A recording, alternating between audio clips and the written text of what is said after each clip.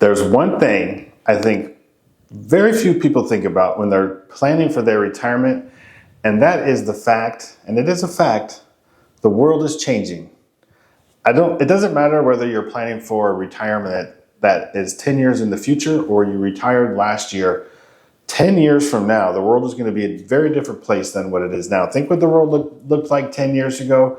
We try to think about inflation and some of the things, but just the overall view of how the world is and how automation is changing things faster and technology. So how do you plan for that in your retirement? Well, I've come up with a few ideas to future-proof for your retirement. So let's get into future-proofing your retirement right now. Shut up and sit down.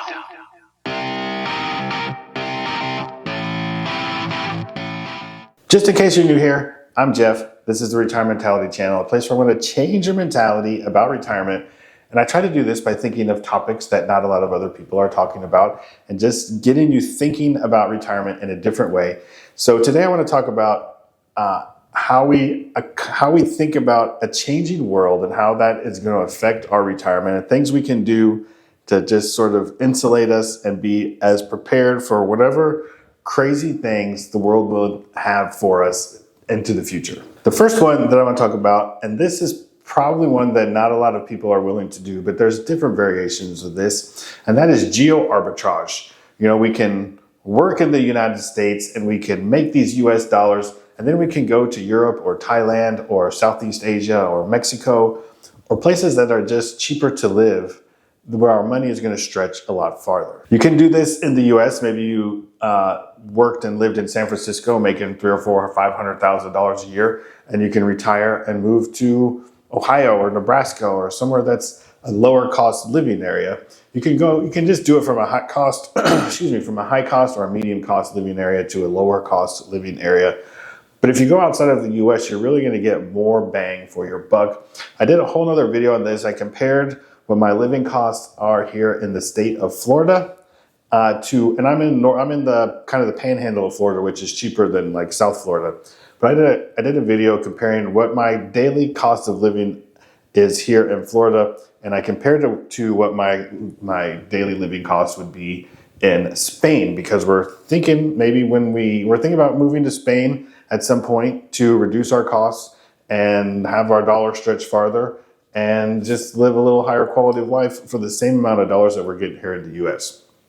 So geoarbitrage is something that maybe a lot of people don't consider, but I think you should really think about it and look at some of your options. You can get first-rate lifestyle in a European country for a lot less money. So geoarbitrage would be one way you could look at moving out of the US to another country to stretch your dollars.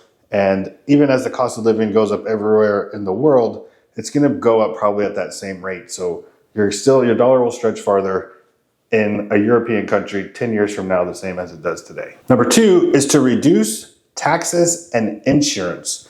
These are two of the biggest things in my budget. My homeowners taxes on the house I live in are close to $4,000, and my homeowners insurance is over $6,000, and my flood insurance is another $1,000. So that's over $10,000 a year I pay just in taxes and insurance on my house, not to mention health insurance, not to mention car insurance and taxes that we pay associated with all these other things. Not to mention the taxes you pay on the income you might be getting from your investments, whether they're rental properties, whether it's dividends, whether it's stock markets or annuities or whatever. Or I guess maybe not annuities. But anyway, all of these things have tax consequences. And meeting with a tax planner to think into the future, like what investments can I put my money into? I'm not going to get into Roth conversions and IRAs and all these other things. But just being mindful of ways you can reduce your taxes and your insurance into the future. And in Florida, one of the things people are doing here is they've split our homeowners insurance from our wind insurance. Because if you get a hurricane and the wind blows the roof off of your house, that's different coverage than your regular homeowners insurance if there's a fire, which we also have to have flood insurance if there's a flood, because each one covers different things. So if you don't have a mortgage, one thing a lot of people in Florida are doing, and I'm not advocating this, I'm just saying a lot of people are doing this, is they're getting rid of their wind insurance and they're self-insuring for any damage that would come from wind. You think if the roof blows off, a new roof for my house might cost $20,000, but my wind insurance deductible might be pretty close to that $20,000. So you're not getting a lot for the money that you're paying. So it's something you have to think about individually on that. I'm not advocating for people to start canceling their insurance, but just being mindful of all of the taxes and the insurances that you're paying, and reducing that can save you a ton of money. And it's one of the biggest savings. If we were to move to Spain, one of the biggest savings we would have is our homeowners insurance and our property taxes.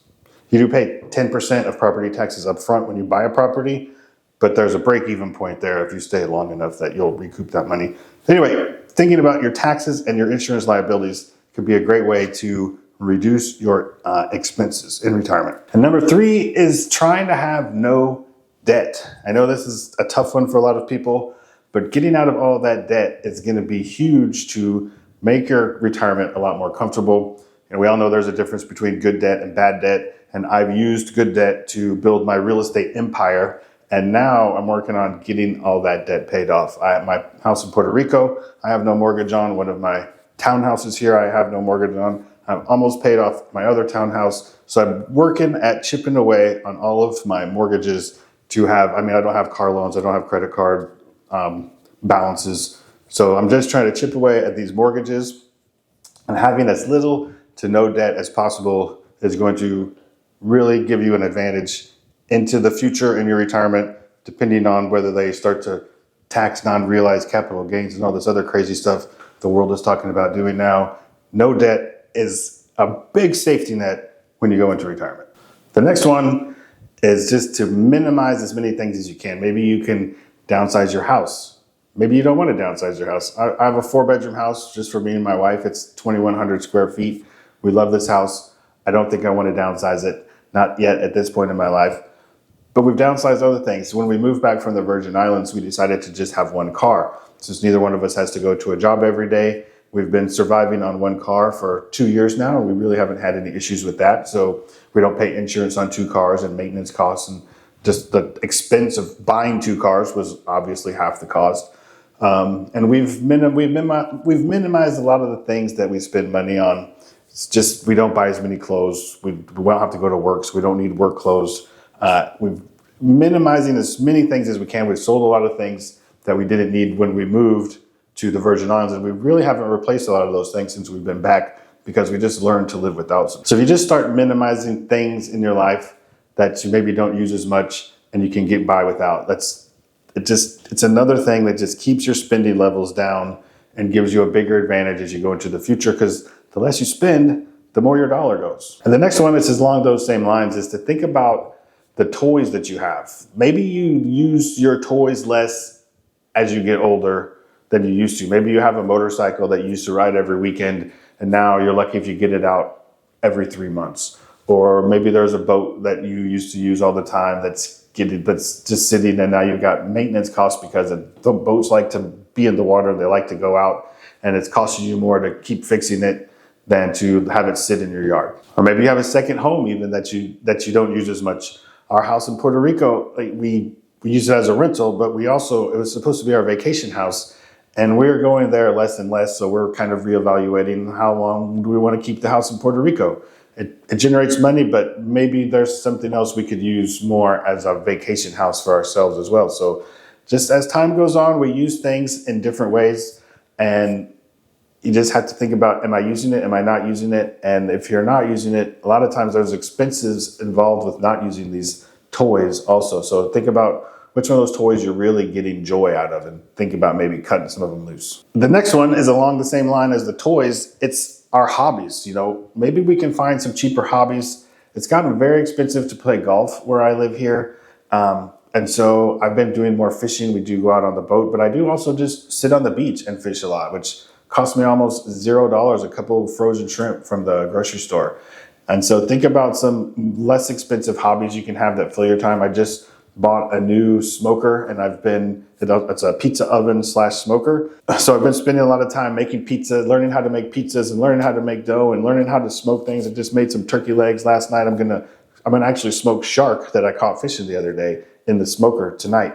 So we've been having a lot of fun with that. It's a fun activity, making the food. We make the pizzas together, and keeps us from going out for pizzas. So in the long run, my little pizza maker smoker will hopefully maybe have us save money instead of going out and spending $40 for a pizza and a couple of beers.